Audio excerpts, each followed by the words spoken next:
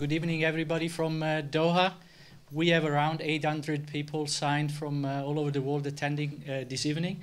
This is an initiative from the editor of the Sports Medicine Collection, Professor Nebojša Popović, supported by Aspetar and supported by Aspire Zone Foundation.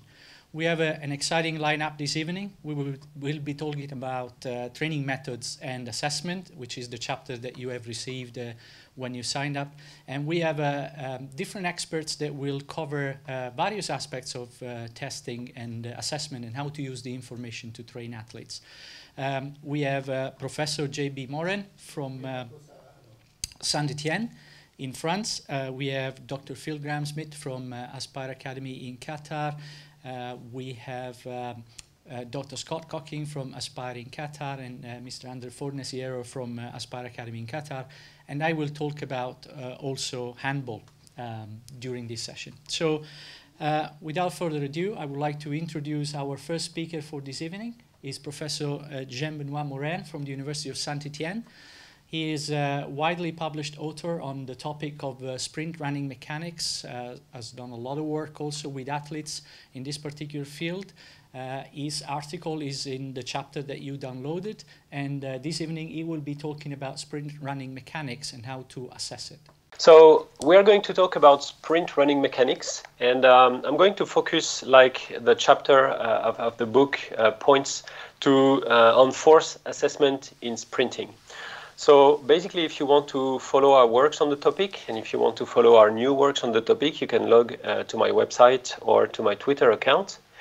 And I'm going to go through past, present, and future, mixing laboratory and field approaches of assessing force output in sprinting, because you know that assessing force output in sprinters can have many applications in terms of knowledge, in terms of performance, but also in terms of prevention. However, how we pointed out in a review in 2016 is that assessing the force output of a sprinter, a football player, a rugby player, when people run at 10 to 12 meters a second is a challenge. It's almost mission impossible because the body is moving super fast and it's very difficult to assess the force output of the muscles. And so we have to assess some external forces. In the last years, and there has been some very good works on modeling and simulation to estimate the joint and the muscle forces, and to also estimate the ground force outputs that is based on video analysis, forces, ground forces measurements, and modeling, of course. And of course, you can have some insights into the force output, but it is not directly experimentally quantified. It is approached by simulation. And like any other modeling, this comes with postulates, assumptions, and simplifications. And most of the studies focus on steady state running, whereas most sports performance include accelerated run, which is a totally different context. So, another type of force output that will be maybe the future, it's been published in Nature 3 years ago now, is that maybe one day we will be able to assess force output, the force tension just out of the muscle in the tendon by using this vibration technique. So these authors showed that if you use vibration to the tendon and you record the wave speed of the vibration, then you have an indirect indicator of the muscle tendon tension, which is an indicator of the muscle output. So maybe one day, as you can see in this very promising picture, we will have players, athletes, directly equipped with these devices, and we can assess, like here, for example, at the hamstring, the force output during realistic locomotion. But for now, we have to go back to some more indirect measurements. So very early in the research publications, running speed has been modeled as step length multiplied by step frequency, which is correct, mechanically speaking. But as was discussed by Aki Salo, a researcher specialized into sprinting, these are descriptors of sprint performance, but they are not the causes of performance, because as per Newton's laws of dynamics, the causes of our movements are the forces we generate and the ground reaction force that we apply. And I like this sentence by Einstein that said, not everything that we count can be counted, and vice versa. It means that in the past, we were able to assess step length and step frequency, but maybe it was not the first causes of motion that should have been studied at first time. So the model we suggest is to assess ground reaction force and impulse, because that is what is driving the body forward. And of course, sprinting means producing force and transmitting that force to the ground with effectiveness in very different contexts, from acceleration to top speed, from low velocity to high velocity, with uncertainty, fatigue, and variable positions in team sports, for example. And so the entire assessment is based on ground reaction force. That's the main causes of motion. And we can also assess the kinematics, which is the movement of the segments, to describe the sprint pattern or the sprint form. So if you want a practical summary of our model, we could say that sprint performance means generating force, producing force, that's the motor, and also transmitting force onto the ground, so that the ground will have a ground reaction force that will drive us. And so the first studies that addressed that issue were made by French biomechanists, Etienne Jules Marais, in, as you can see, the end of the 19th century. And at that time, he was measuring pressure rather than force on the ground, and he was just using air systems, paper and ink, which is almost poetic in a way. And the first main study that came after that was published in 1971 by Italian researcher Professor Cavagna. And it was the first time that some force plates were used within the ground to study the force output of a sprinter. Okay, so it was very early in the biomechanics story, let's say. And so here, Cavagna says the force output on the system, on the center of mass of the system, will be equal to mass multiplied by acceleration plus the friction forces. And for the first time, you can see the direct application of Newton's laws to the sprinter's motion that link force output to acceleration. Another attempt was made in France in 2015, and I was very lucky to collaborate with my colleagues at the INSEP on that. We basically did exactly the same as Cavagna did. As you can see here, these are force plates mounted into the track, okay? And we can get some repeated sprints because it's only 7 meters of measurement, so we have to ask sprinters to do multiple trials. And because elite sprinters are very reproducible, we can collect the data and then add the data to form an entire sprint. So for the first time, we were able to study a virtual 40-meter sprint. And a bit later in time, 2 years after this publication, was published in Japan by Ryu Nagahara in 2017, the first paper using that fantastic track that's in Japan, which is a 50-meter force plate system that can measure all the ground reaction forces. You can see all the steps of a sprint, so you can really go deep into the mechanics of sprinting within one single sprint. And in my opinion, this kind of revolutionized the study of sprinting mechanics because it is realistic sprinting, it's not treadmill, and you have direct access to the data because these colleagues have a very high data processing power. So this is very cool. But it's unique. There's only one place in the world where you can do this kind of studies. So in running mechanics, when you cannot assess the runner on the ground, it's very practical to ask people to run in place on the treadmill.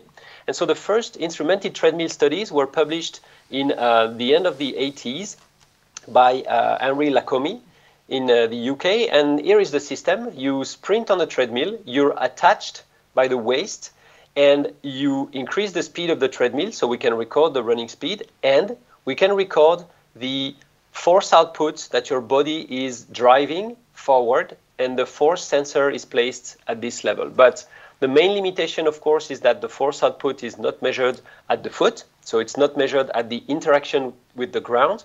And as you can see here, the speed is not very high, and the speed, the shape of the speed curve is not really corresponding to the field. But that was, you know, a pioneer work, and of course, it's been improved in the years after. The first improvement was made in my laboratory in Saint-Étienne, so we have a long history of treadmill, instrumented treadmill here. My colleagues, this was almost my master's degree, I think, the moment of my master's degree here. So my colleagues added a motor to, let's say, compensate for the inertia of the treadmill, and added also an angle measurement here to know the exact forward force output. So the good improvement here is that the speed increase is very close to what happens on the field. This was young handball players in that paper. And the limitation, of course, is that the force is still not measured at the foot. So we have some force signal that is not realistic if you compare that to ground reaction forces, of course. And this is just for fun. Myself, 20 years ago, when I was a young and fast, let's say, master student on that treadmill. So the main improvement came from the United States with Peter Weyand and collaborators. And as you can see here, this paper in 2000 presents a very fast sprint treadmill, and the subjects basically drop on the treadmill as they sprint, and the treadmill records the vertical forces. So the good point with this treadmill is that you can measure kinetics and kinematics. You can go to very high speeds. Believe me, this is an Olympic athlete and is super fast here. But the treadmill doesn't allow you to quantify acceleration. And of course, this type of sprint never happens in real life because nobody runs at top speed without an acceleration before. So the improvement that we made to that overall technology was made in 2010 and published in the Journal of Biomechanics. And we published an instrumented treadmill that, let's say, covered most of the issues. And I just tested that treadmill this morning. It was fun. And so you can see that the treadmill is driven by the force output on the ground of the athlete. So it means the more the athlete pushes backward, the more the treadmill accelerates, and vice versa. And you can go up to very fast speed. And of course, the treadmill is able to record three-dimension ground reaction forces over the entire acceleration. So that was the main, let's say, improvement, the main breakthrough. It was that we can cover all the steps of a real, let's say, on the treadmill acceleration. The other good point is that you can synchronize some devices with these force measurements. And as you can see here, you can synchronize EMG for muscles activity assessment or kinematics. So you can assess both force output and kinematics, which is a project we have right now.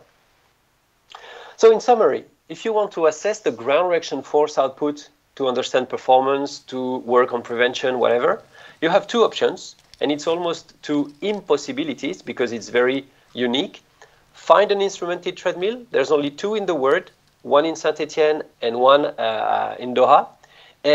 Or find some force plates. And as you know, treadmills is not the perfect approach. Force plates almost exist nowhere. And this is very frustrating. So with my PhD student, we decided to tackle the question, can we assess force output at the center of mass one way or another using field devices. So this method was published in 2016. It's a macroscopic approach. It means we assess the force output at the level of the center of mass.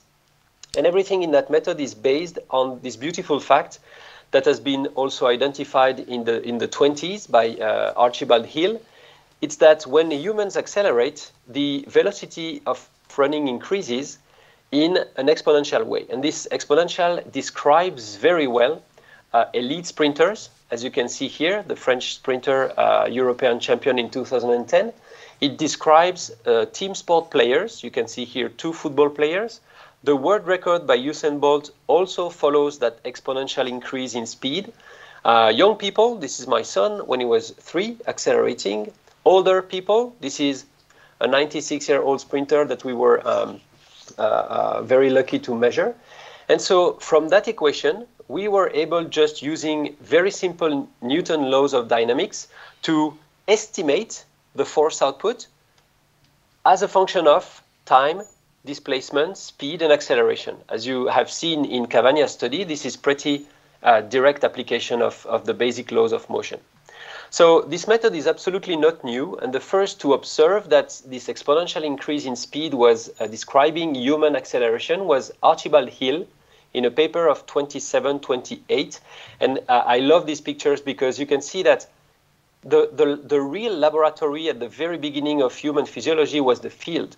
And this is something we need to keep in mind. This is Nobel Prize laureate Archibald Hill doing some measurements on field sprinting, not in the lab. Well, actually the lab was the field and vice versa. So we just used that equation, and this was also observed several times in the history. So this is a 79 paper by Russian colleagues using a wire that was attached to the runner, and they also observed this exponential increase in speed. So this is a model that's really solid to describe human locomotion. So the validation of these equations was made against force plate gold standard. And so the first time it was using multiple sprints with the INSEP data because of only 7 meters force plate. And the second time we validated that method again. It was published 2 years ago using the fantastic track of Ryu Nagahara in Japan. So very briefly, you can read that paper if you want to see the details, but comparing the equations to the force plate measurement, we obtained pretty good results. As you can see here, a typical sprint. This is, the squares are every step of the force, the component of the force that horizontally directed. The diamonds here are the vertical component of the force output and the power associated to the force output in the horizontal direction of motion compared to the line, which is our equations. And you see that's almost a perfect fit. So the main statistics show that we only need simple inputs to use that method, body mass, position, and running velocity or time, but they need to be measured accurately. So if you have a poor reliability in these inputs, then of course the model will not be reliable. That makes sense. It is pretty reliable and it has a good cost accuracy feasibility ratio. Of course, it's not gold standard, but it's it's accurate enough to do some good field measurements. And in practice, you only need one acceleration to quantify everything. So it's very fun to see that some colleagues added some devices in the toolbox. For example, Pedro Jimenez created that app, MySprint, that is used in iPhones or iPads, and that uses the high frame rate of these devices and does exactly what Etienne Jules Marais did more than a century ago, filming the motion to identify the time, speed, events, and calculate everything. You can also do that with wire systems, and we published a spreadsheet to help you calculate everything with only very simple inputs. And what I like in science is that some people push the development forward, and among the many practical applications of that method was published last year by Laurie Stenroth, an application to ice hockey acceleration that shows that this model is also useful and valid in ice hockey.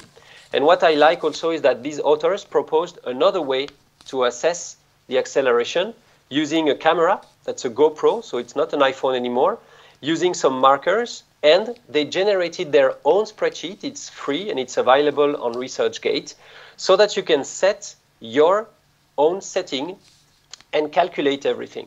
So just for fun and to conclude my talk, this is something that we did based on Usain Bolt's speed data.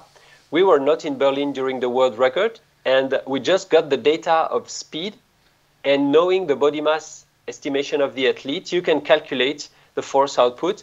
And what you need to keep in mind is that if Berlin track was instrumented with force plates, we would have found some data that are really close to the data that we have generated here. So it's a very direct and simple way to estimate things with a good level of estimation accuracy. So please keep in mind that yes, all the models are wrong and have some limitations, including this one, but some models are useful.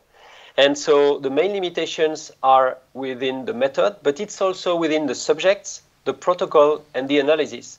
most of the data that we see that don't seem to be reliable are because of a low reliability of the subjects themselves or the measurements devices, because then the equations are all the same. So the inputs play a major role in the accuracy of the outputs.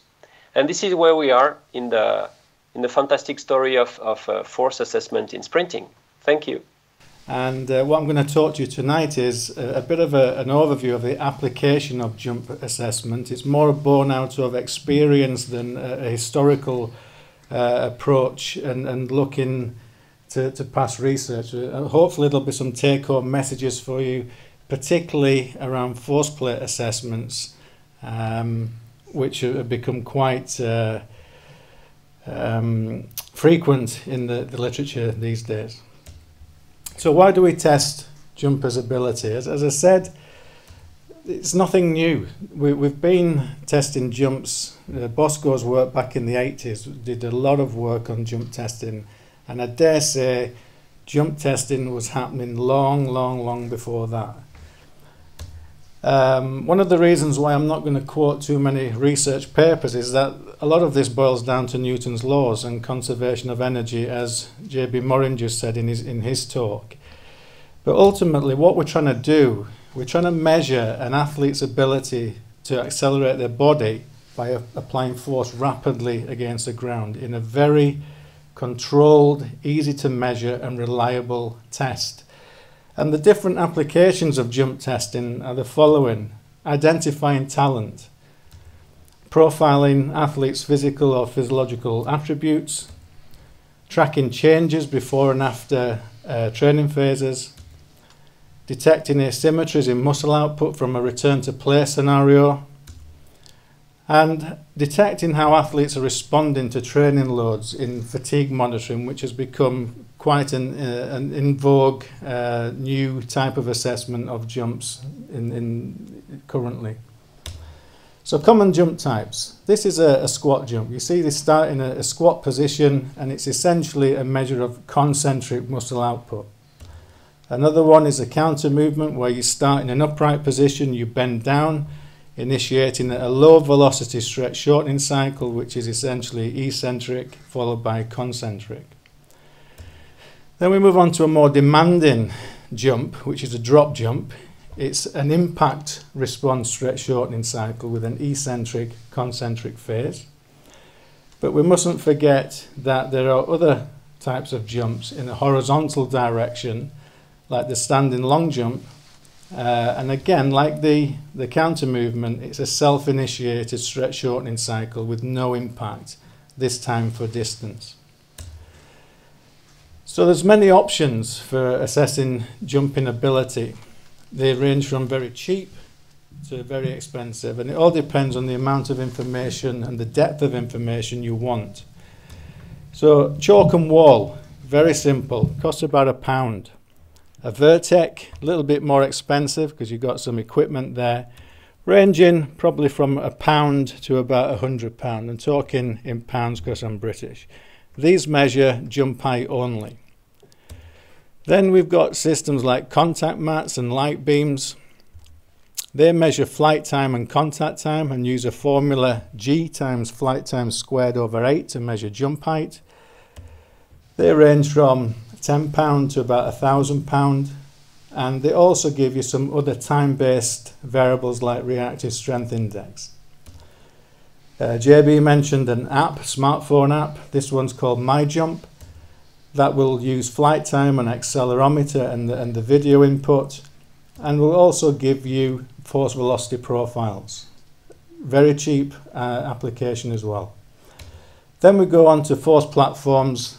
They give you force derived measures and can range from about £1,000 up to £15,000. But they give you the added information of much more in-depth analysis of forces, power, velocity, asymmetries, and movement strategies that I'll talk about in a minute or two.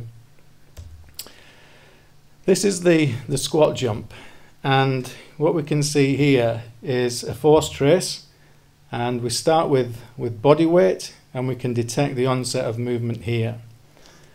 It's very critical to get a good measure of body weight and a very stable force at the beginning. Otherwise, it affects the onset of integration and the calculations of onset or of the movement. So steady body weight is absolutely critical. So we see Mustafa there in a squat position. Everything is concentric. He jumps up, pushes hard, he's going for maximal height, and then he lands again. So what we've got here, we've got some characteristic markers on the force trace, which tells us the start of movement, the peak takeoff force, takeoff, landing, and from that we can get things like movement time, flight time, and the displacement graph is calculated from the impulse displacement methods, and we can see that the net change in height from the point of takeoff to the maximum displacement gives us our jump height. The counter movement jump, again, important for a stable body weight at the beginning. We start upright, we bend down, stretch, shorten, cycle, explosive off the ground. We've got a flight and a landing. Characteristic points, movement time can now be split into eccentric time and concentric time. We've got our flight time, our displacement graph, and the net change in displacement gives us our jump height. The drop jump, we land with 2 feet at the same time. We accept the force, we drive off, and we go for maximum height. This is a lot more challenging, as you can see from the impact. And the things we get from here are contact time, eccentric time, concentric time, flight time. Again, displacement and jump height. But with the drop jump, we also get other measures like reactive strength index, which is flight time over contact time. That's basically saying how much more time can I spend in the air than I did on the ground, generating the impulse to get the height that they achieve. And another one that's quite in vogue at the minute is vertical stiffness, which is a measure of the peak force in the contact phase divided by the maximum displacement in the contact as well. But I'm going to focus more on the counter movement jump because there's a lot of research now on counter movement jump and its different applications, and if I'm honest with you, sometimes I get a little bit confused by the different terminology. So what I'm going to try and do is explain the terminology to you and show you how that all relates to jump performance.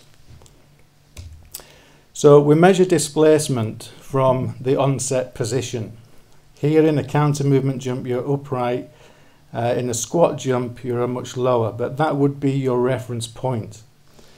We start bending down, we get to the maximum descent, and at the maximum descent you can see that the peak force here is very close to the onset of the concentric phase. Some people mistakenly think that the bottom here in the trough is the end of eccentric phase, but it's not. If we look at the displacement graph, we can see it's at the lowest point is when you're close to your peak force. We then push up to the point of takeoff, and you can see that this is the displacement of the center of mass. Again, we look at the displacement at the point of takeoff, the maximum displacement, and jump height is the difference between the two. If we can just slide that down now,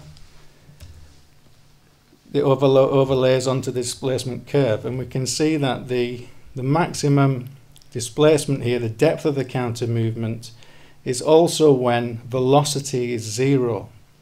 So we start with 0 velocity. At the end of the displacement, at the onset of the concentric phase, velocity is 0 as well.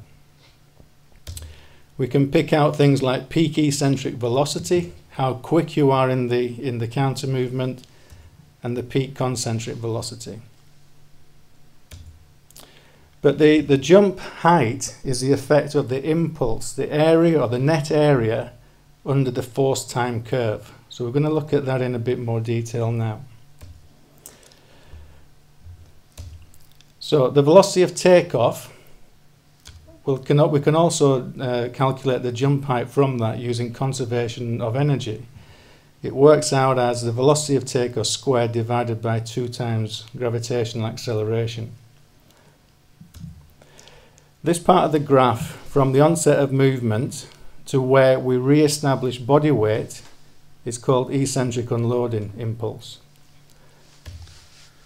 From that point where we re-establish body weight to the point of the concentric phase is called eccentric deceleration impulse. And because velocity is 0 at both points, then that means that these two areas are the same. It also means that the concentric phase governs how high we jump. Okay, so here we've got the concentric active impulse, the area above body weight, and then we have a little bit of unloading impulse, and it's the net concentric impulse that gives us the mass times the velocity at takeoff. This is another variable that we threw into some of our software, which we call the positive takeoff impulse, and that's essentially the muscular effort in eccentric and concentric phases before any unloading. So let's look at movement strategies. We hear a lot about movement strategies now, particularly in terms of neural fatigue and how people achieve a jump performance. So we've just said before, jump height is determined by the net impulse in the concentric phase. But the force at the onset of the concentric phase is a consequence of the eccentric phase. And I just want to demonstrate something here. If the eccentric phase was slower and longer, so it's longer duration, slower and deeper, what that would effectively give us is a longer eccentric phase and a slower rate of force development leading up to the end of the eccentric phase. So the force at the onset of concentric phase, it's often referred to as force at 0 velocity as well, is a lot lower. Now bearing in mind that the force at the onset of concentric phase in a squat jump is your body weight, the effect of the counter movement is raising the tension within your system to a much higher level than body weight. But the effect of a slower and deeper eccentric phase is meaning that the onset of your concentric phase, the force is not as high.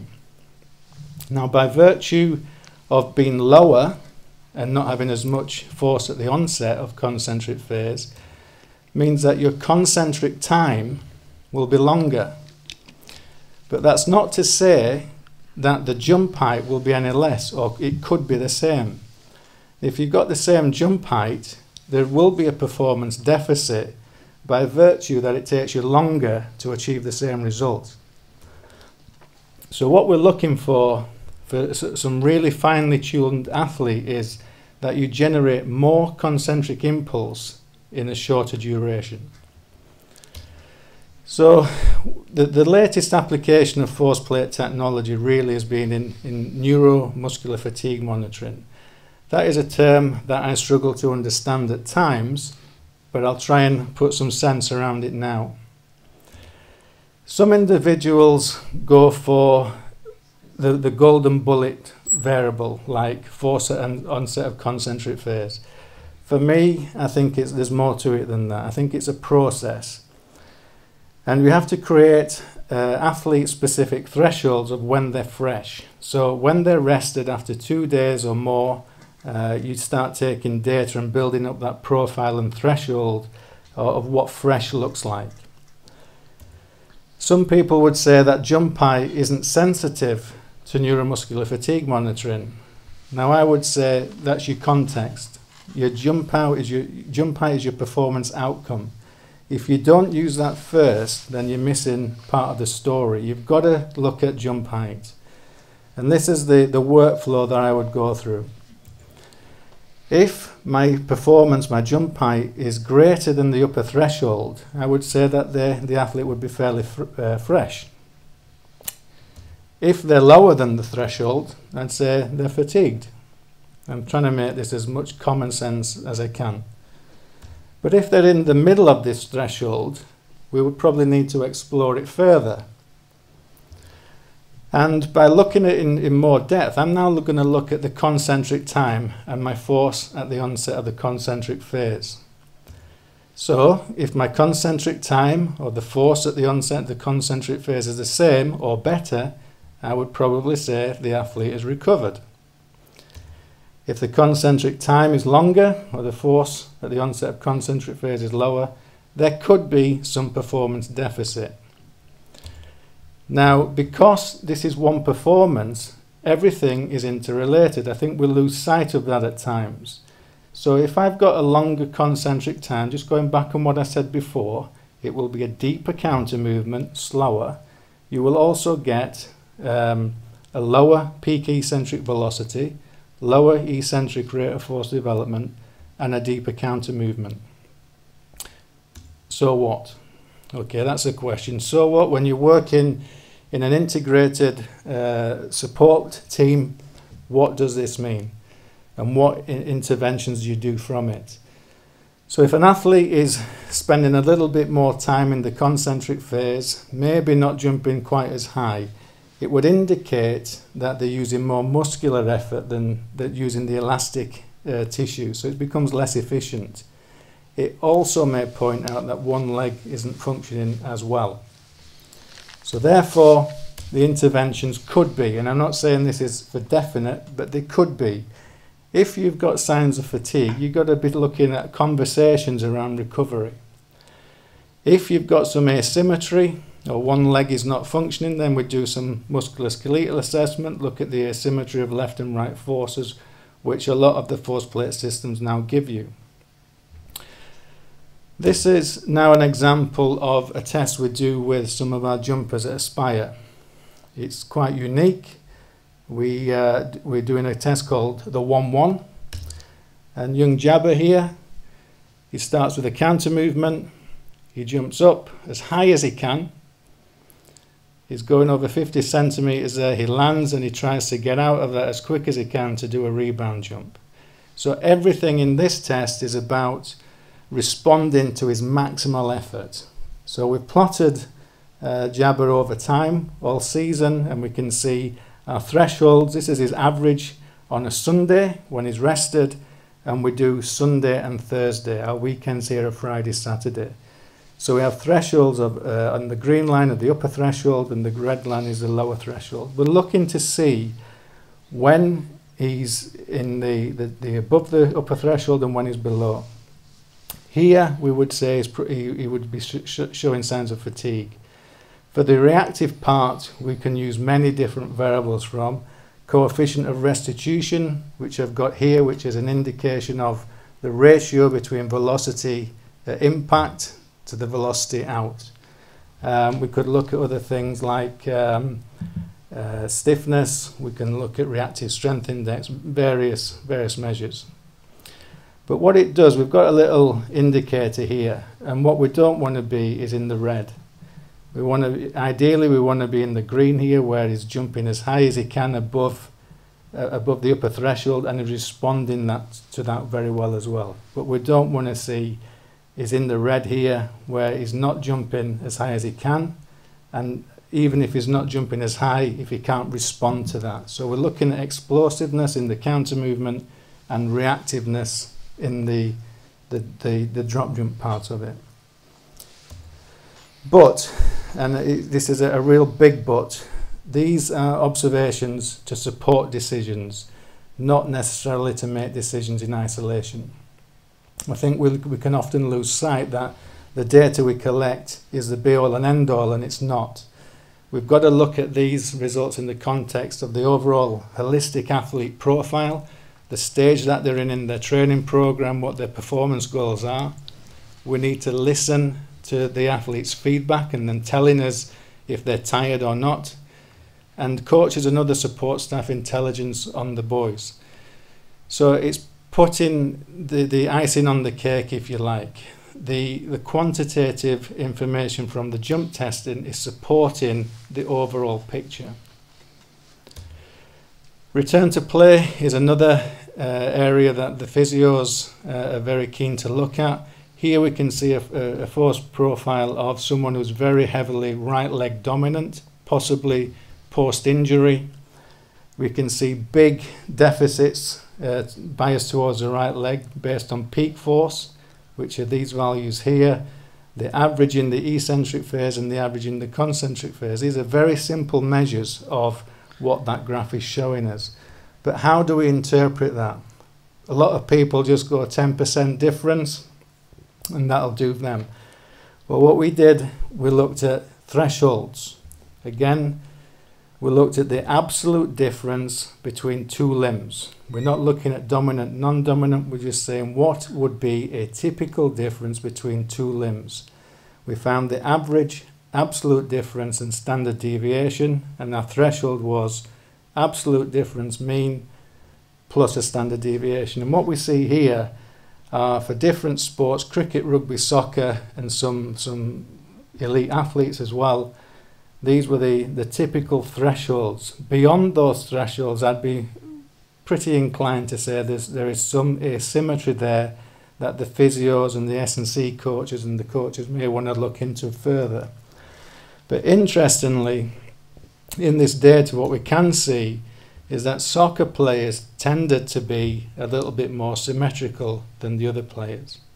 Now, there could be some reasons for that. Some sports predispose participants to some asymmetrical movements. So this is why it's important to look at sport-specific thresholds of asymmetry to try and make some intelligence and some decisions from that information. This is my final slide, and just to put performance in context, this is a grading scheme that we've got for our boys at Aspire. It's derived from almost 30 years of testing jumps, long and triple jumping in particular, acknowledging that performance is just not about jumping. It's about speed, it's about strength, power, the reactiveness against the ground, and how they put that into a horizontal jump performance. And what we see is, when our boys entered our program at the age of 15, we're looking for jump heights of around 33 centimeters. And interestingly, their drop jump performance from 40 centimeter drop height is 29 centimeters with a reactivity of 1.45. These are just some simple metrics that we extract. We don't go to the full depth of force at onset of concentric phase, etc. We keep it very simple. By the time they leave the academy, if they were world junior potential, we would expect jump height in a counter movement of about 57 centimeters, 56 centimeters in a drop jump. That gap has got smaller. Reactivity index of 3.43 and a contact time of around about 0.2 of a second.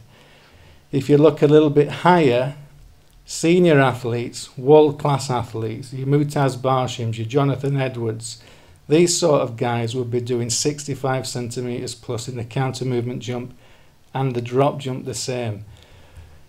Anecdotally, what we see as our athletes get older, their drop jump performance, their ability to react matches that of the counter movement jump. The deficit between them decreases.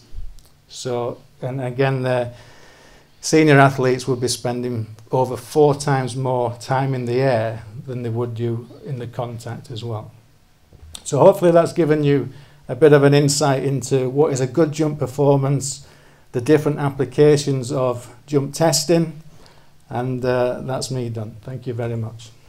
So I think after we have seen some information about sprint testing and jump testing, we now move to how we can integrate information, how we can develop the training program. And I will be using an example in a sport I'm very familiar and passionate about, which is handball. But there is also another reason. Handball is a very successful sport here in Qatar. The Qatar national team was a silver medalist in the 2015 World Championships that were held here. We ran a big project here during the World Champs and has been confirming leadership in Asia since then, and has been performing very well at the last World Championships in Egypt under coach Valero Rivera. So there is a connection with Qatar and handball. what I would like to start with is, first of all, it's important when you are developing a training plan or a training planification for any sport, is to consider how you are going to use the information, the testing, the information about the sport, how you're going to put everything together to have a successful plan. So the first thing that is very important to consider is that you need to identify very early what it takes to succeed in a sport. So you need to know the results, the score, the demands, what's important, so you can start thinking about what you need to do for your athletes. You need to define the performance model, so you need to know the physiological demands, the technical demands, tactical aspects, nutritional aspects, anything that can tell you what is important in that particular sport. Then you need to start determining the KPIs, which is what do you need to measure in your athletes or in your team, and how that information can drive the program and how that information can be helpful for your program. Then you finally can assess the athlete. So we've seen some examples of assessments before in sprints and jumping, and you can identify the strengths and weaknesses of your athletes. Once you have that information, of course, you can start planning and deploying the program of intervention. And it's about a detailed training plan, the detailed intervention you're going to do. And finally, you have a phase of review by repeating those assessments and having continuous information on the progress of the athletes or the lack of it. If you want to know more about this, there is a specific book chapter in this new book that is about to come out in the next few weeks, which is the NSCA's Essentials of Sports Science. And there is a dedicated chapter I wrote on key performance indicators in sport, so you can read more about it. But let's go back to the example of handball. So if you use that framework in handball, what do we know about handball in terms of performance determinants? There is a series of things that determine performance, the physiological demands, the technical demands, the tactical demands, etc. But if we focus on the physiological demands, we know that there is a certain level of aerobic capacity that is needed, anaerobic capacity, sprinting ability, repeated sprint ability, jumping and throwing, acceleration and deceleration. And then we know that the training interventions, for example, to improve the aerobic capacity can be high-intensity intermittent type of training sessions, small-sided games, or more general type of activities on the track. And one way we can assess the progress of the athlete or identify at what level the athlete is at is using a test like the 30-15 intermittent test developed by Martin Boucher. So this is a way that you can build a framework to help you drive the type of assessments you need to implement in your teams and in your athletes, and also the type of interventions that you can write in your program. And what do we know from handball performance demands? We have quite a lot of information now. So in the chapter that you downloaded, there is this work from Claude Karcher and Martin Boucher. So we know that different positions would cover different distances at different speeds during a handball game. And if you're not familiar with handball, we can probably cluster the positions in few main ones. So the wings are the ones that play in attack in this position. The backs are the ones that play in the middle. The center back is also considered a back in most of the analysis, is a playmaker of the team. And then the pivot or the line player plays on the line in attack. And the goalkeeper has got specific requirements because, of course, he's not running around much. But it's important for saving balls and trying to keep the score down for your team. So the data we have is that athletes can cover a distance up to 5,000 meters and more at very high level. And the way they run on the field is divided in different types of activities, from walking to running to fast sprinting and total sprinting. And we also know that they spend a relative amount of time at very high intensity, moderate to high intensity, depending on the position they play, on their level of fitness, on the characteristics of the match, and the technical and tactical disposition of the team. During the World Championships in 2015, we conducted a very large-scale study where we analyzed all the games of the World Championships using video technology, and we were able also to identify different patterns of activity within the athletes, not only the total distance, but also, for example, the number of acceleration and decelerations that they were performing in different directions on the field according to their position of play and the technical and tactical characteristics of the match. A number of papers have been published as a consequence of that, but what we found was that we can really identify the demands of the players depending not only on the nominal position they have on the field of play, but also on the specific demands they have within a team in terms of technical and tactical assignments that they are given to the coach. So in this graph here, you can see the difference, for example, between a player that is appearing now very often in high-level teams, which is a defense specialist, so somebody that only plays in defense, and you can see that the area of activity is concentrated in the defensive part, first half and second half. The attack specialist, so somebody that comes only in attack, so it's always switching with the defense specialist, and you can see that the zone of attack is, of course, the one that is covering the most, and the different intensity depends on the color you see on this graph. And a player that has attacking and defensive demands that is playing in both positions, you can see that the distance covered is a lot more, the intensity that he covers is a lot higher, and there is, of course, a larger physiological demand on this kind of player. So what we have published and suggested in this number of papers is that there is a big difference between the demands of different players. You shouldn't assume that they are the same just because they play a nominal position, but you should find out more what they actually do. And in this particular case, we were probably in the first paper that kind of highlighted the role of the defense specialist and specifying the kind of activities they do. And even if the total distance is not very high, the demands are really constrained to a lot of small accelerations in a very short period, in a very short space. So the training prescription for this kind of player, by knowing this data, can be, of course, different to the demands of other players. What else do we know? This is in your chapter. We know, for example, that the demands depend a lot not only on the position the players are in, but also on the tactical position they have to play in a team. If they defend 3-2-1, or if they defend 5-1, or if they defend 6-0, is a completely different thing. But what we know is that they might spend a large amount of time near the maximal heart rate, especially if they are playing a lot on court in defense and attack position, and their level of blood lactates can be very high, even reaching levels over 12 to 14 millimoles. This is, of course, depending on their individual activity on court, and there is a large variability depending on the position they play. In this case, the center back at 3.1 millimoles per liter of blood lactate measured, whether the left back at 12.6. So again, the key is to make the measurements that are relevant to identify what the demands of your players are, and then use that information to implement the appropriate training activities. Handball is really a track and field played in a team scenario, because we have three main activities that are performed. We have sprinting, jumping, and throwing. And we know, for example, from the literature that the sprints and accelerations are performed with distances that are ranging from 2 to 3 meters up to 18 meters. The length of the handball court is 40. There are more than 800 activity changes in one match, and there is about 120 seconds average recovery times in between. So it's an intermittent game. There's a lot of things happening, and so if you are developing a sprinting program, you need to know that this is what's happening. If you want to develop their jumping abilities, you should know that 70% of the shots are jump shots in handball. Ground reaction force at the moment of contact on the ground with these players is about 3 times their body mass and even more, and usually they take off with about less than 300 milliseconds ground contact. So if you are designing a strength training program, this is key information that you need. Throwing speed is very high. In the last World Championships, you might have seen a few players reaching this speed, 120 kilometers per hour top throwing speed. Wings and pivot are also performing a variety of spin shots that require fast speed of rotation of the shoulder, and you should look at the position of the shoulder and the body position when they are performing those shots.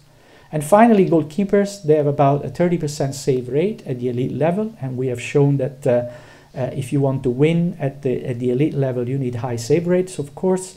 And now, because of the new rules that have been implemented with the attacking goalkeeper position, they have to perform a lot more movement, because most of the times they have to sprint out of their goal to change with the attacking player and then sprint back in when the attacking player comes out.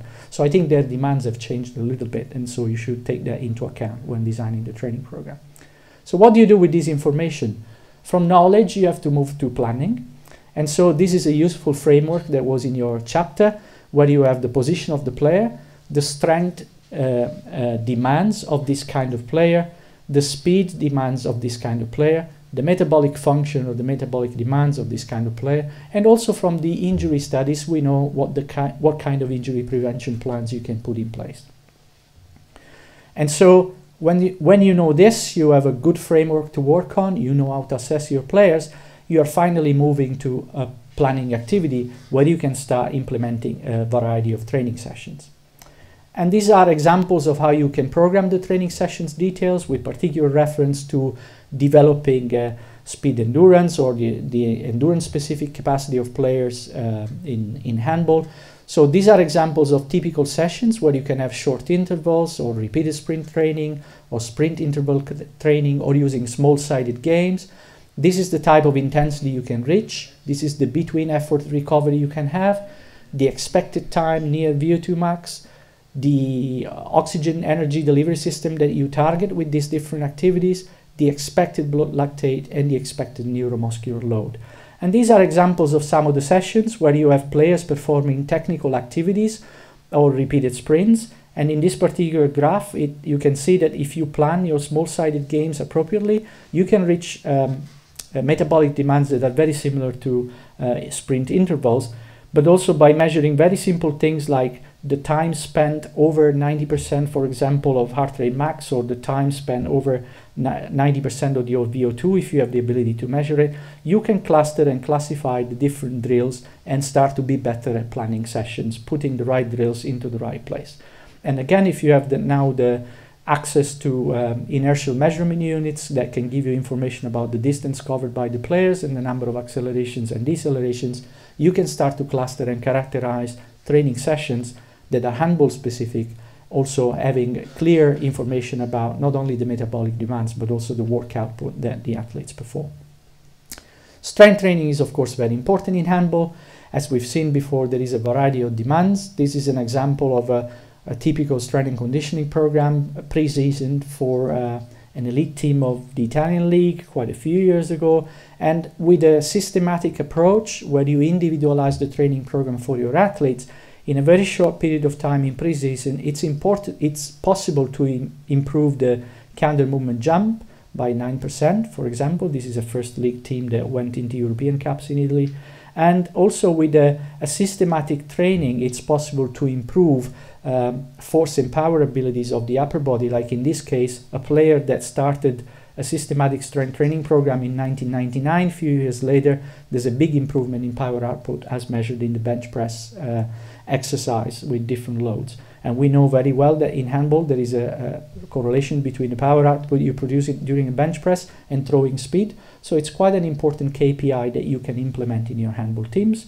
And we have seen that with systematic approaches, it's possible to shift the force velocity and the power velocity curve, force velocity to the right and the power velocity relationship up. So you improve power output and the ability to produce force. So the key is to have a plan and to have KPIs and assessments in place to identify what's happening in your athlete and modify your training program. So how can sports science make a difference?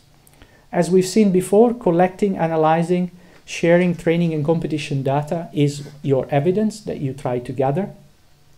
The day-to-day interaction and the development of the coach library allows you to support in situ and enhance the coaching activities. So if you measure things that are happening on the field of play, in the gym, or periodically in your athletes, you can interact with the coaching staff, you analyze what the coaches do, and you can provide useful information to modify drills or activities or introduce new activities to improve the players. There are special projects that you can do with data, like what we've seen before in the talk from Dr. Phil Graham-Smith. You can assess, for example, fatigue in your players after a game. So you can start answering questions using testing and information that can influence your decision making for various interventions on the players. And finally, debrief. If you continuously reassess the training and the competition support process, you have arguments to debrief and improve the process all the time. Otherwise, it's always about opinions, and opinions without data are not very powerful means of improving athletes' performance. So you can use a very simple framework of assess, plan, and review. So assess is what we've seen before. You can engage and collect evidence, collate and score. You can conduct integrating analysis.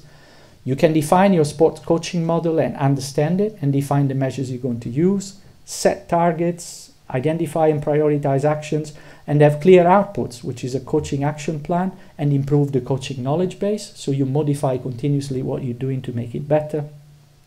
And finally, you can improve athletes by defining the athlete profile, define the target profile as we've seen before, define the coaching and training activities, schedule the activities appropriately, and finally use the data for review. And this can only happen when you record the measures, you analyze the measures and provide feedback, and you have the final output of metrics to track coaching and performance. So use a framework, put it in place, use the right testing, use the right data, and you can definitely use the information to drive the training program. So in summary, I think if you use a scientific approach to define the performance model, as we've seen in the example of handball, you have the advantage of knowing what needs to happen for your players. You can develop a data-driven approach to gather intelligence, so you can test, assess, modify, and see how things are going. You can assess the athlete, the team, and track their progress, so you can individualize the training interventions and also make sure that the athletes are progressing in the right way. And you can assess the content of training sessions to identify how to modify drills. But the key is to develop reporting tools that are able to inform practice. And I'm very happy to say that the next speaker will be talking about this particular topic, so you will be able to see examples of how reporting tools are used from data gathering to inform practice. And thank you for your attention. In the next couple of minutes, I will cover basically these three topics, right? Data management and its complexity here in this country. Second, some data evaluation based on all data collected. And third, some reporting example on how can we use data to apply and to create some impact. Okay, let's see my arrow here. Okay, so regarding this first topic, we know that the amount of data collected currently is really massive. So here, for instance, in our academy, we are collecting data from under 13 teams up to the under 18 teams, also using different devices. But this is just a small part of the puzzle, because we are also collecting data from the national teams, from under 16 until the first team. And we are also collecting data here from all the clubs in our league, using also different devices. So all this data is located in one same platform, which allows us to visualize this data, use different devices like, tools like Power BI, R, SAP, which we can provide a long-term development of our players from youth to senior, right? So which is a unique environment around the world. Okay, regarding our second topic here, how to evaluate our performance data based on all data that is currently gathered here. We can just basically share some basic steps here to be followed when we speak about collecting data. So from collecting data until using this data itself. So we can collect data from the status of our players regarding athletes self-reporting measurements, or neuromuscular and functional variables, as Phil just covered really well before. We have also this moment to staff feedback. It's the moment that we report the key aspects and we support the decision-making process. So this is a really important moment, the moment that we need to speak their language, the moment that we provide the right information that should be used in a regular basis. We also have this moment of the in-session analysis, the moment that we have this real-time monitoring and we have this target analysis. So this is the moment that we can compare what was planned before and what is currently doing in the session, and then we can see what can be done in order to achieve the target set before. And also we have this post-session analysis moment, which is the moment that we can compare the actual data with some benchmarks, which I will share in few slides later. And also we can define some key aspects that should be addressed in the staff feedback meeting. So this is just a framework, as Marco really showed really well, a lot of frameworks also. This is just a framework on how to use from collecting data into using this data itself. And in regards to this analysis itself, there are two main aspects that should be emphasized. So instead of using absolute speed zones, we are proposing using relative speed zones based on performance assessment variables like maximum aerobic speed, maximum sprint speed, and anaerobic speed reserve. So in regard to maximum sprint speed, it's important to emphasize that, which is a really important component of our long-term development here in the academy. This is a really interesting paper published by some colleagues here, which allows us, using the GPS data, to track this information because it aligns with the LAVEX system, which is a gold standard system to analyze this metric. Okay, so go in depth on the benchmark definition. We can have here two kinds of benchmarks. So basically, we can compare the load of the player with match data, just a matter of having the ratio of the actual load with the match load of the player, and we can have this percentage, and we can also classify. Here we start speaking about delivering a message. In order to, instead of only providing the number, the value, we are providing the message here, which is low load, moderate load, or high load. We can also compare, use the match data with the week comparison, as we can compare the accumulated load, and we can classify how many times we cover the match during the week, and to classify and to use the colors to show like low load, moderate load, and high load. But we know that sometimes it's a bit complicated using match data as reference because we cannot have data maybe for all players or for all metrics. And in order to solve this issue, we propose using historical data. So in this case, we are delivering a different message. The message is typical load, higher, lower load, or much higher or much lower load based on historical data for that specific player, for that specific day type, which is really specific, but the message here is different. So going in depth on this example, we can see here the percentiles that we are using. So basically we rank all the data for that player from the highest load to the lowest load. Using the percentiles, we can set the boundaries here, percentile 2.5, 15, 85, and 97.5. And we can arrive in these 5 groups here. It's much lower, lower, typical, higher, and much higher. So just as an example, we have here 16 observations for the same player.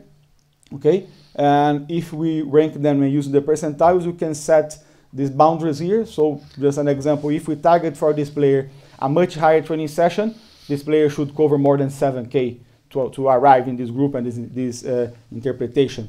We can also classify all the historical data on all those groups, and we can see all the sessions in which group they stand. So for instance, a much lower training session, a lower training session, typical training session, a higher training session, and a much higher training session. So this is just an example.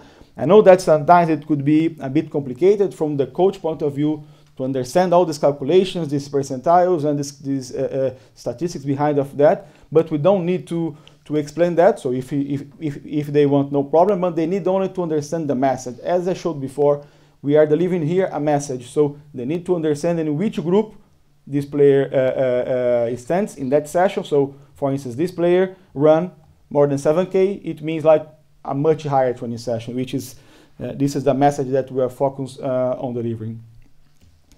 Okay, regarding the third topic here, some example on how we are reporting data here in the Academy. We can see here some core concepts that we use it here in order to build the visuals needed. So we know that using all the softwares like Power BI, like R, like SAP, we can build a lot and thousands of graphs. But here, instead of building thousands of graphs and repeating the same information and the same data in different graphs, we propose using analyzing first the questions. So what are the main questions that we are receiving frequently from the staff, from coaches, SNCs, physios? So we started from the questions and we finished in the visual. So this framework is just to emphasize and to organize our thoughts in order to see what are the visuals that should be created. And this framework starts from questions and finishes visuals. So it's really easy for everyone, for all members of our staff, to go to this framework based on the questions that they started. Okay, in the beginning of this framework, they arrive in a visual that answers the questions that they have. I will show this framework later on. We can also, and this is another core concept used here in the Academy, is thinking about the story. So we are not only providing data here. As I mentioned before, the amount of data collected regularly is massive. We have thousands and thousands of data, of files, whatever. We need to use this data into information, because once we have the information, we are creating knowledge. So just an example, as I mentioned before, if that player that I showed in our picture, if that player run 8K, for instance, this is a data. What does it mean for him? So it means like a much higher training session. Okay, but what should we do now? So maybe we should manage his load in the following session, because what we planned yesterday was not a much higher session. We planned a typical session for him. Okay, so this is a kind of using data and telling the story based on data, where we have many data, much data here, but we need to use this into information to create some knowledge. Sorry. And also the third part is this part of interaction. So all dashboards here that we built are really interactive. So we can play around many periods in different periods, day, weeks, month, whatever. We can set different drills, elements of the session, first set, second set, total session of our exercise that we did. We can also select different players, positions, and also different metrics. So everything here is open, nothing is fixed, so everyone can go to this dashboard to understand what we done, what can be done, and to arrive in the message that they need. Okay, so this is our framework that we built. So we can start here from session, day, some drill analysis, longitudinal, and match. Okay, regarding the session itself, we can start here from the session day overview. This is to answer the question of the most frequent question that we are receiving, like, how was the session? Okay, so if you want to see like an overview of the session, we go here for the visual number 1. Okay, so if you want to see like some target analysis, as I mentioned before, we have this moment to analyze the target during the match. Okay, so we go here for the live track analysis. We start from the in-session analysis, but if we have this in-session analysis, we don't need any visual. But if we don't have, we go to the post-session analysis and we arrive in the visual to answer that question. But we can delve in the session itself, analyze some drills. So if I want to see the impact per drill in the players in the same session, we arrive in this visual. If you want to see like historically, how was the most demanding drill? Okay, you go to visual number 4, you can arrive. Also, you can find the answer to this question. And in a bigger picture, we can analyze weeks. So we can analyze the week within the week, how the week progressed, how the load was built during the week. We can see also the week overview. We can compare weeks by weeks with the same concept of historical data. And we can also see the week by week progression, how the week, each week compared to the last one. Yeah, this is as a longer term picture. And also in the match, we can also use the same for the session day overview. So just to provide some examples on how we are using in this pathway the graphs and reports. So here we have the session overview report based using the match as the benchmark. So as you can see here, we have the actual load for each player, and the black dots are the values from the match, and the colors are based on this classification that I mentioned before. So we can see here easily that the major of the players arrived in the low load session, but we have here 3 players for this specific metric that arrived in a higher session. Then should be discussed and contextualize this data to understand why this happened. So this is really straightforward to understand, using a proper benchmark, using colors to report, and we are also delivering a message. So this player run close to his match demand. So the coach will understand that easily. In a few seconds, also using the colors, they can understand all the concepts behind this visual. We can also analyze the session as a historical data session. Like for instance, here we have our historical data with this classification as I mentioned before. So we can see here the players that had much lower and lower training session, typical training sessions, and higher training sessions. So for each player here, we have the black lines, which are the boundaries that I mentioned before in the bell-shaped curve. So this is an important moment also to share this data, because it's also easy to understand. So here we can see like the majority of the players arrived in a typical session, but we have here 2 players that arrived in a much higher session for this specific metric. So it's easy, it's straightforward, the message that we are trying to highlight, use this kind of representation. And we can also go to this other pathway for the weekly analysis. So this is a week periodization. It's a really interesting one.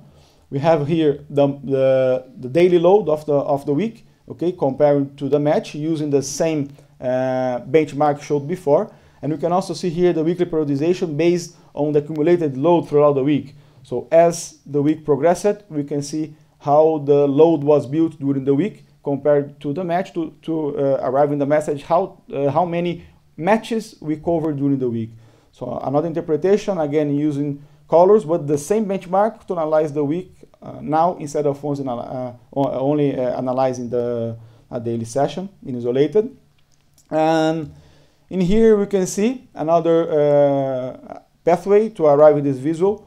This is the weekly overview. It's the same concept used in the day type, historical data, but this is a week comparison. We are comparing here week by week in the same percentiles, in the same concept before. So we can see what are the players that arrived in a typical week, in a higher week, and in a much higher week. So we can see here for this specific metric in the same concept as I showed before. So this is really useful to analyze when we finish a week here in the academy, but also during the week we can see if we decided some targets based on this classification, you can see how far they are from that target as the week progresses. This red flag system could also be used for this training status evaluation.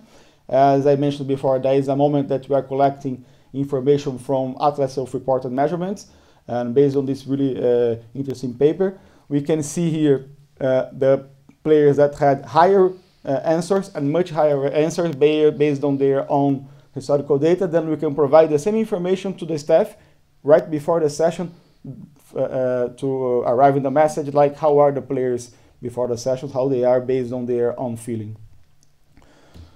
Just to finish, as a take-home message, we are providing here not only high-quality data, but also its interpretation, which means telling the story. In order to arrive in that message, we should have a robust data management, appropriate benchmarks, and powerful visualization. So I would like to thank you all for your attention. Again, Marco and all involved here in this forum, and all the members involved in all these discussions to arrive in such level of visualization. Thank you very much. So this talk will predominantly focus on kind of an intervention IPC, and hopefully it will just open the doors to how it can be used in different contexts for different levels of participating athletes. So just as a starting point, as IPC can be defined as basically repeated intermittent bouts of occlusion, so arterial blood flow restriction. Full recovery between bouts, usually 5 minutes each. And the idea of the intermittent clamping and the intermittent ischemia is to induce protection against a sustained ischemic bout. However, over recent years, IPC has actually been used as a performance enhancer or a potential performance enhancer. So most of the literature to date when looking at sports performance has actually looked at the effects of IPC acutely when it's been applied before, in and around a warm-up with the sole aim of acutely enhancing performance. However, as my talk in the title suggests, I'm actually going to discuss it as a training method because this is kind of the point of this forum tonight. So training can be defined as the use of a repetitive stimulus that develops targeted physiological attributes.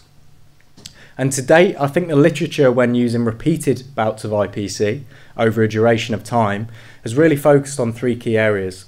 Firstly, you've got some literature looking at maybe 4 to 8 weeks of using IPC before an actual training session, say high intensity training. Secondly, you've got maybe 8 weeks of repeated IPC, just IPC and no exercise. And thirdly, you've got literature that has assessed 5 to 7 days of using IPC on a daily basis, again with no exercise, and the outcomes that this can potentially have on a physical basis. But first, before we actually get into these studies, I think it's important to highlight some of the contextual similarities between both ischemic preconditioning and high intensity exercise training. So this paper, great paper done by Dick Tyson's group in Holland, they basically showed some evidence that both ischemic preconditioning and interval training induce similar physiological responses, and both can actually cause remote conditioning. And it was suggested that the similar patterns of muscle deoxygenation responses to both IPC and HIIT is a key primary mechanism behind why both actually do exert remote conditioning responses to tissue infarct and damage. Some other crossover potential mechanisms that are resultant from both high-intensity interval training and IPC are observed to be greater upregulation of the nitric oxide pathway, which has implications for vascular function, and more rapid depletion of ATP, which actually has implications for the muscle itself, with certain kind of functions such as better maintenance and cell resting potential and prevention of cellular death during injury or insult. So I think the first question to ask is, can we actually enhance the adaptive response to an exercise training session when ischemic preconditioning is applied before it?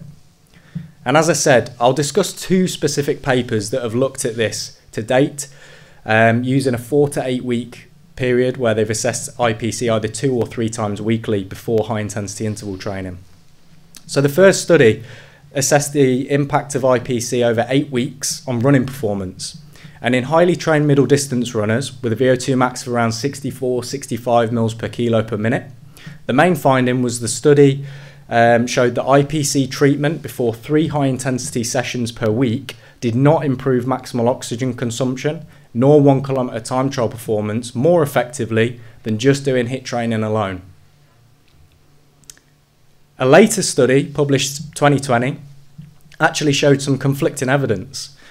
And they actually showed that in endurance athletes, slightly lesser trained this time with a VO2 max of around 57-58 mils per kilo per minute, when IPC and sprint interval training in the form of Wingates were performed over 8 sessions over a period of 4 weeks, the IPC plus sprint interval training condition led to greater improvements in mean power output, around 5%, and completion time of the time trial, around 2% improvement in performance, as well as increased fatigue resistance during a Wingate test versus just doing Wingate training alone. Just as the other study suggested, there was no change in maximal oxygen consumption, or there was no change in Wingate test power between groups. What was interesting, however, they used some NIRS data collection, and they did suggest the current study presents some evidence to suggest that there was increased muscle perfusion and peripheral oxygen extraction in the IPC plus sprint interval training condition.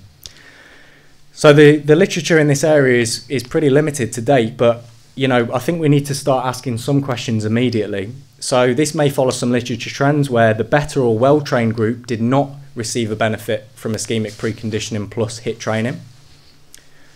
The actual exercise intensity of the HIIT training session may actually influence how IPC has an effect. So the study in the runners over 8 weeks used a very aerobic dominant HIIT session where it was only 10 minutes of tempo work and 3 minutes of kind of 1K race pace. Whereas the study that did show benefits of IPC plus training used the sprint interval training method. So very, very intense exercise. So this could be a factor. Also, importantly, the performance task. The study that showed no difference used a very anaerobic predominant under 3 minutes of total work task, whereas the study that found a benefit of IPC plus training, the total work duration for that performance task was 8 to 9 minutes, which sits within that kind of VO2 max aerobic domain.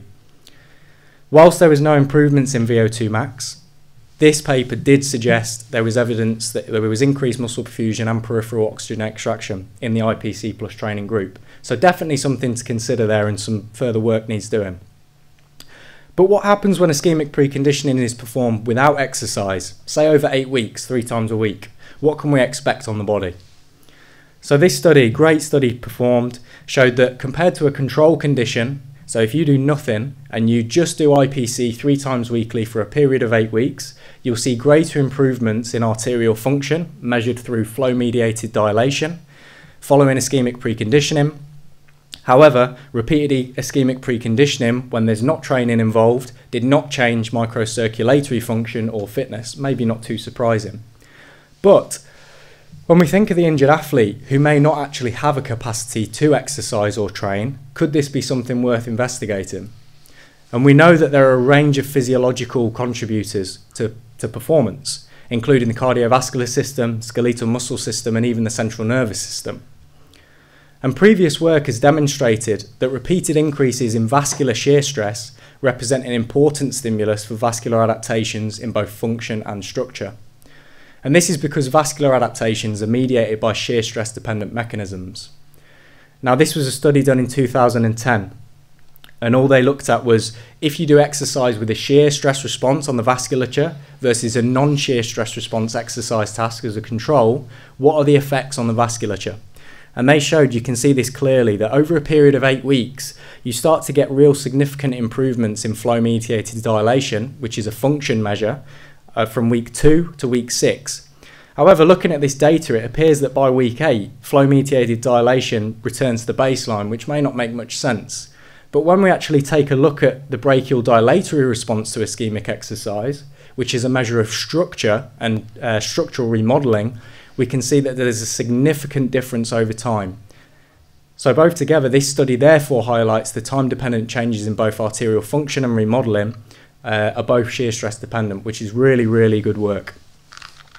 So again, to re-emphasise, for the injured athlete who may not have the capacity to train, given the fact that there is evidence that both IPC and HIIT training induce similar mechanisms, and that IPC could potentially be used as an exercise mimetic, could we potentially use this for the injured athlete to give some physiological benefit? And based on the work so far, it certainly appears that for the vascular system, this may be a good, easy win. Finally, what happens when we apply 5 to 7 days of IPC every single day with no training stimulus? And before we go into it, we need to ask ourselves what population or athlete might be interested in doing this. And we know that the tapering athlete has a significant reduction in training load. This is a time for recovery and adaptation with a pure focus on resting for race day. So could this be something of interest? And this study, I'm going to start with the most interesting study that I've found to date. In untrained population, so 38 mils per kilo per minute VO2 max, they assessed the effects of 7 days of IPC on both aerobic and anaerobic performance. What they showed was quite remarkable. 9.5% increases in VO2 max after just 48 hours of ischemic preconditioning treatment, followed by a 12.8% increase in VO2 max after 7 days. Maximal aerobic power also correlated, 18.5% after 48 hours of IPC and 16.1% improvement after 7 days, not to mention the 8.7% increase in wing gait performance. You can see the red highlighted circles on the right. It was an independent groups design, and it actually appears that the IPC baseline for whatever does seem a little bit lower than the sham condition. So this may have artificially inflated the relative change between the groups, may have been missed. However, let's say that this is still the case. The changes in aerobic performance are truly remarkable in this population. And a little bit tongue-in-cheek, but if this is correct, it's likely that IPC is probably the best thing since sliced bread. So, you know, it does need some future research and maybe a kind of repeat model study to see whether the effects can be maintained. But this is certainly something to look at. Secondly, really interesting study at altitude. What happens when we apply IPC for 5 days when we do a 12-kilometre time trial at very high altitude, over 4,000 metres at peak? Well, in moderately trained adults, 42 years of age on average, 5 days of IPC significantly improved 12-kilometre time trial running, whilst better maintaining oxygen saturation and attenuating the normal hypoxic increases of pulmonary arterial pressures, which are key contributors to why we cannot perform as well at altitude compared to sea level. And from a previous slide, one of the mechanistic insights collected from NIRS data in the performance task where IPC plus HIIT training resulted in a beneficial outcome, the authors highlight that some evidence again suggested that there was increased muscle perfusion and peripheral oxygen extraction, and this may be a key contributing mechanism to why IPC may be a good target in a repeated manner if you're going to altitude. Finally, 7 days of ischemic preconditioning on cycling efficiency. They used healthy individuals, 45 mils per kilo per minute. After 7 days, there was no change in VO2 max. However, there was increases in aerobic test performance with a 9% increase in ramp test performance, correlating to around 5% increase in maximal aerobic power, or watt max. Whilst there was no change in gross efficiency, you can see from the figure on the bottom left, there was a 3.1% significant improvement in delta cycling efficiency. This led the authors to conclude that these changes occur in a short time frame, just 7 days, and thus could potentially be utilised by athletes during preparation for competition. Whilst the magnitude of improvement may appear small, it could markedly influence performance in prolonged cycling. These authors also go on to state in the discussion that repeated bouts of IPC can actually impact the muscle. So not only can we impact the vasculature in a repeated IPC model, we can also impact skeletal muscle function. So as you can see, hopefully I've built a picture where we're starting to really build some bases of at least maintaining basic physiological function across a range of different athletes in different contexts. It is worth noting that all of this daily IPC work to date has been used in less or recreationally trained individuals, so more work is needed on more athletic populations to really test whether this is a useful intervention over just the normal taper protocols that an athlete might undertake. So a summary slide. When IPC is used before training, there are a range of moderating factors. These could be actual training status, the HIIT stimulus involved, is it an aerobic or an anaerobic predominant HIIT stimulus, and obviously what is the performance task? Is it an anaerobically predominant performance task, or is it really aerobically taxing? These are all factors that probably need further investigation. For the injured athlete, we've presented evidence stating that IPC is a valid exercise mimetic and certain mechanisms cross over really well with HIIT training. And we know certainly from a vascular function and structure perspective, just doing nothing but repeated bouts of IPC up to 8 weeks, we know we can elicit significant changes. So this for the injured athlete may be an easy win. Finally, potentially for the tapering athlete when IPC is used on a daily basis, we know that IPC can also impact the muscle as well as the vasculature. However, more work is needed in better trained populations. Thank you for your time.